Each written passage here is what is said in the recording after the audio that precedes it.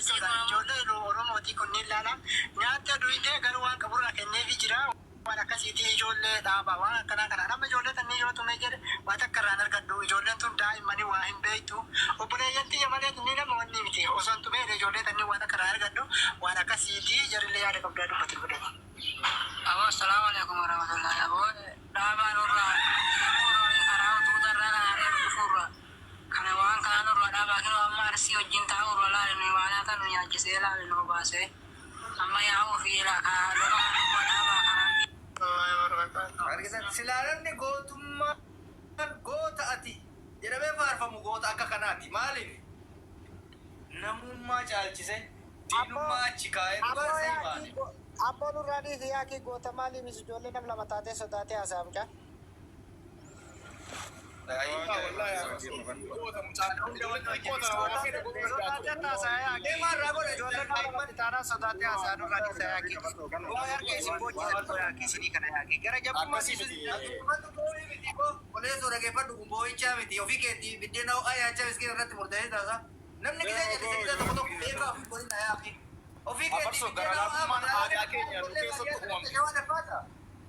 Ijaarte jechuun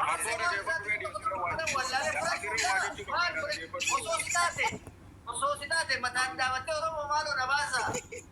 Arsiin Amaara jetteen baatan hidhanyaane warabbal kaaba.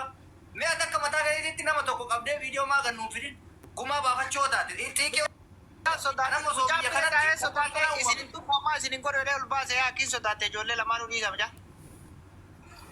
Lisi, mucaan hagana gayaan gartaa ijoollee xixiqqoo sana akkana of fiyatteetu lafaan dha'uu dandeettu sana. Namni sodaatee ijoollee sanii furmaata ijoollee jala harkaa jirtu sanii aboo warra seetu miskiinaa jedhee garaa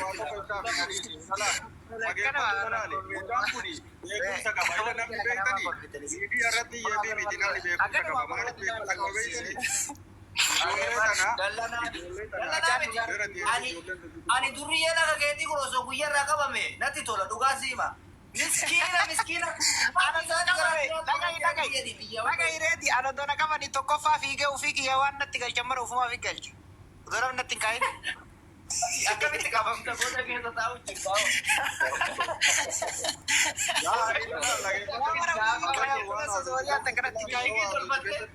waan akkanaa gadu wallahi dhugaa dubbachuuf yaaniin taphumaa ummannummaa xiqqoo fataa'ee dhuunfata mataa jinkitanii hedheeti malee mucaan goota wallahi goota beekamaadha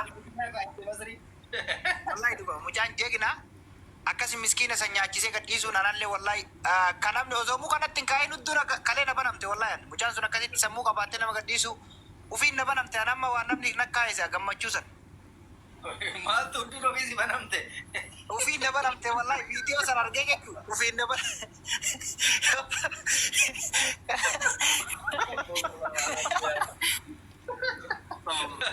ya abbo miskina wa abbo no kolbizin ya ki gurba kana kabusin ora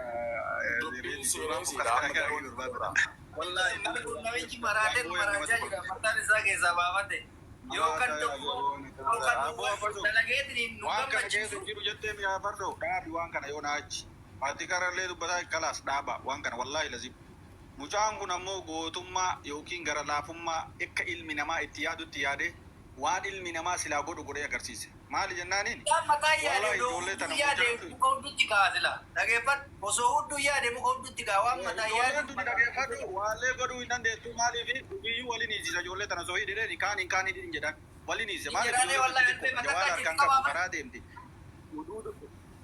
wallahi maalire garuu gootummaan isaa maali ijoolleen tun xixiqqoodhaan mee maal godhee waan qabu kenneefi nyaachisee ummataafis barumsa barsiise la ummataafis ilaalaa jedhee agarsiise wallahi dhiira jechuun akkana malee miskiina qabdee irratti dhoodiftee goota jedhi ebelu goota jedhi jedhaa oolte jira oolte goonni sammuudhaan hojjetu malee isa wannoo sibiila afaan hin beeynen amma ishii amma waan akka mee amma isin amma warri asirraa goota jedhi jedhu bareeda warri muka hudduu namaatti kaa'ee sitti mi'aayee jedhu hoo maal jedhama sunni bineensa nama tolaadhaan rakka waan onnoo agarte abboo hooleyyii ma rabbiin gadhiise addunyaa keessa wallahi anarra irraa iyyuu achi kaasii wallahi dhugumaan olatti arabaatinu. Amma hunda walitti qaban jedhi warri waan akkanaa godhu lafa toolaa eegaa jira. Ada Arabni kanaafi wanna ruuza ka sha'iira fakkaatu nuufitti ante santu nu maraachi. Ruuza akkami? Assalamu alaikum warahmatullahi wabarakatuh. Nuufittu ka jarri nuufittu gaggabaabaa akka hoolotii isaanii eegee qottee tokko nuufitti. Waalaikum salam. Ofiin bulaa suudii jirta? Ofiin Abo Suudi jira Dr. Reddy. Magaalaa artaa miriyaatti kana magaalaa jirta? Abo baadiyyaa. magaalaa keessaa iyyuu bakka ilmi namaa itti wal fuudhu taa'en. Maal godhaa qabba? Ganda sargii jetta? Maal godhaa qabba? Dhageeffadhu ana siin dura waan amma ijoolleen biyya arabaa hoolee jedhan kanatti Naasir Haadhanuuraatitti yeroo duraatiif aaraatiin ture biyyatti galeetiin gurbaa san fannisuu qabade. Dhuguma hooleyyii biyya arabaatti dhugaa gurbaan iyyaa ture akka waan raaguuti. Billa aleek. Oolama inni illee oolama inni illee oolana maanis. Bari inni jalqaba jechaatiin ture Facebook irra amma faranjii tana keessatti akka Oromoon agartee ufii ilma guddifattu kanatti saree waliin isa guddifte faranjiin barisa. Inni amma guddis faranjii sareetu wallahi amma Itoophiyaa keessatti amma Oromoon Oromoo irraa ilma guddifata. Farsu akkasii miti waa'ee Naazir Dhiisaati. Amma waa'ee ijoollee suubitirraa rakkoon furmaata. Xiqqeessaa turtan takaa arrabsaa ajandaa waliif baasaa dhukkee walirraa kaasaa nuti noon tuqina isinin tuqnu noon tuqina isinin tuqnu noon tuqina araarayyuu yoo ila araaruma sanuu hin feenu barnuti yoo araara sanuu hin feenu jenne isinin tunnu noon tuqina aarsin jennu wallon jina sheeka aarsin jennu sheeka wallon jina manduggoo aarsin jennu manduggoo wallon jina nu dhiisaa isinin jenne bar nu dhiisaa jennetti isin kadhachaa jirraa bar nu dhiisaa kanas sababa keessanii miskiinan dararinaa nu dhiisaa isin kadhanne isin dadhabnaan balaan kun hundi dhufe nu dhiisaa eega nu dhiisaa jenne afaan Oromooti kana achan waanan dubbadhuun qabu jecha yoo amma gasti liivii kana cufadhee gadi ba'ee gasti nama jaloonsin walloo hin dhiifnu finnu malee walloo akkas goonu malee walloo obboleessuu kana dhiisi jechan taane waan hojjechuu hin dandeenya afaan hin hojjetin ragaa meeqa waan gootee hojiin hin agarsiisin akkas godhe jette miskiina dararaa jirta miskiina fixaa jirta namni bar waan ati asirratti jettu viidiyoo sirraa waraabbatee ragaaf lafa si kaayyatee waa meeqa hojjechaa jira ati immoo wahuu godhaan jirta asumarra teessitii iyyutti jirti saniifuu afaan kee yoo qabatte miskiinni nagaan haa jiraatu afaan kee yoo qabatte miskiinni nagaan haa jiraatu rabbiinis si qaba an akka kee haadha namaati fi sheekicha namaa kutaa namaa arrabsuu hin fedhu wallahi rabbiinas si qaba yoo rabbi sodaatte yoo miskiinni dararamaa jiru sitti dhagahame rabbi sodaadhuti afaan kee qabii taa'i afaan kee qabii taa'i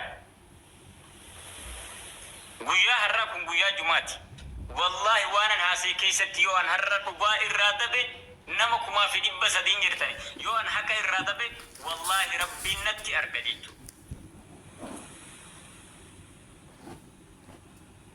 garuu dhugaa dubbadhes hamtuu dubbadhes ijuma tokkoon allaadham yoo amma asirratti an kana dubbadhe asi bai waan jijjiiramu tokkon argu وهما كليه هاساتورا الراس هاسوا وهما كليه سجاتورا كارناس جان جوليل واي لولاد أبدي واي أجندا كناد أبدي نجاهت ديبته شينا ماركا كبيستي نجان تاجر ولو الرقوما كفلان نجاني كان كليه سمال توجتم إذا مال توجتم أما قوما سان كفلو دنديشا سنيفو مسكينة فيتشيسين مسكينة تيروريسين miskiinni daragatuuf biyyaa ba'i anuu daragatuuf biyyaa ba'i mana qabaadhee keessa taa'an jiru shaqqaa'ummaan dalagutti jira mana namaa keessan taa'utti jira. Yoo gadi bayyee wanni feestalii xiyya fudheen karaa rabbaa jechuudha. Qaba bakka kana feestalii qullaa fudhee ta'an gorfaa tanaa gadi bahaa jechuudha. Maaliif miskiina ficcisiiste? Kaleessa aarsii ofiin jettu, manduqichi kalee aarsii ofiin jettu. Nuti walloon wal qabanna, akka itti wal qabannu beenna. Baaligee kee qabadhu. Baaligee kee qabadhu si kadhadhee tan jira. Qabatuu hin dandeessu qabadhu. Nurraa qabachaa hin jirtanii qabadha.